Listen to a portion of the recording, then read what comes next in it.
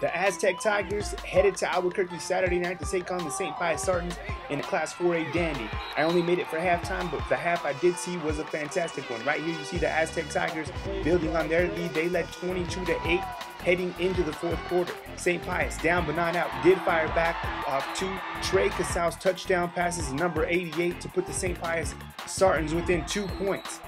On the final drive of the game, St. Pius drove down the length of the field. A great play by Jacob Garcia, a very nice run by Isaac Leon, set up a 20-plus yard field goal by St. Pius Sartan, which was blocked by Jeremiah Hickman in the final moments of the game. Here's what he had to say. They blocked the people. I ran from the outside.